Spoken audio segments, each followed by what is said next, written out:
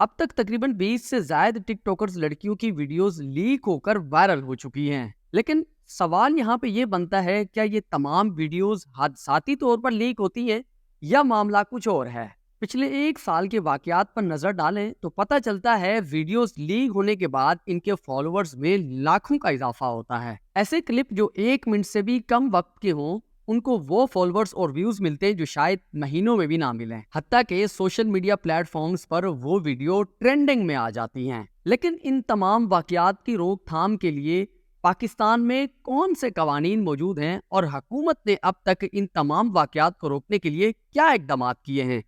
پیکا act کا section 19 اور 19 کا پھر سب سیکشن سی وہ بہت کلیئر ہے کہ اگر آپ کسی کی نازیبا تصویر یا نازیبا ویڈیو اپلوڈ کرتے ہیں تو اس پہ آپ کو سزا ہوگی، وہ سیکشن 19 کی وائلیشن ہوگی، اور اس کی سزا یہ بھی ہو سکتا ہے کہ آپ کو 5 سال تک کی جیل کی جائے،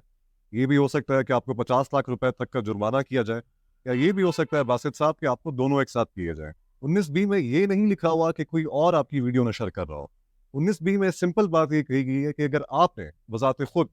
کسی بھی قسم کا نازیبا کانٹینٹ، نازیبا تصاویر، نازیبا ویڈیوز جاری کی ہیں تو آپ اس قانون کی خلاف ورزی کر رہے ہوں گے، اور جو 19B کی بھی خلاف ورزی کرے گا وہی قانون اس پہ اطلاق ہوگا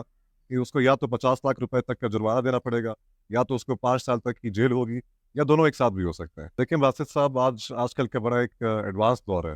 اے آئی کے ذریعے کافی ویڈیوز بن رہی ہیں، باڈی کسی اور کی ہوتی ہے، جسم کسی اور کا ہوتا ہے، اس پہ شکل کسی اور کی لگا دیتے ہیں۔ کئی ہمارے ملک کے سیاستدان ہیں جنہوں نے اس ایشو کا سامنا کیا ہے۔ اس پہ ونس اگین جو سیکشن 19 ہے پیکا ایکٹ کا، 19A بڑا واضح ہے، اور 19A کے الفاظ بڑے دلچسپ ہیں۔ اس میں جو پہلا لفظ یوز ہوا ہے انگلش کا، وہ یوز ہوا ہے superimposing some ones picture, some ones face اور سم ونس باڈی آن اندر ویڈیو۔ تو جو سپر امپوزنگ کا لفظ یوز ہوا ہے اس کا مقصد ہی یہی ہے کہ کسی اور کے جسم پہ یا کسی اور کی ویڈیو یا تصویر جو کہ نازیبا ویڈیو یا تصویر ہو، اس کے اوپر اگر آپ نے کسی اور شخص کی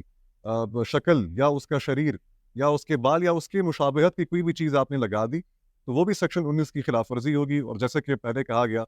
کہ اس میں بھی 5 سال تک کی جیل یا 50 لاکھ تک کا جرمانہ، یا پھر یہ دونوں ہو سکتے۔ دیکھیں باسط صاحب، بڑا اچھا آپ نے سوال کیا۔ دیکھیں ایک چیز جاننے کی ضرورت ہے کہ ہمیں یہ تو اندازہ ہے کہ ان لافل کانٹینٹ یا نازیبا کانٹینٹ کیا ہے، مگر ابھی تک حکومت نے وہ قوانین، وہ رولز نہیں بنائے جس کے ذریعے یہ تعین کیا جا سکتا ہے کہ سوشل میڈیا پہ پاکستان میں کون کون سا مواد اپلوڈ ہو سکتا ہے۔ اب جس دن حکومت یہ رول بنائے گی، حکومت آٹومیٹکلی ایک فائر وال بھی بنا دے گی۔ جب وہ فائر وال بنے گا تو اس طرح کی ویڈیو، وہ ٹائٹل یا وہ کانٹینٹ جس کو نازیبا قرار دیا جائے گا ان رولز کے تحت،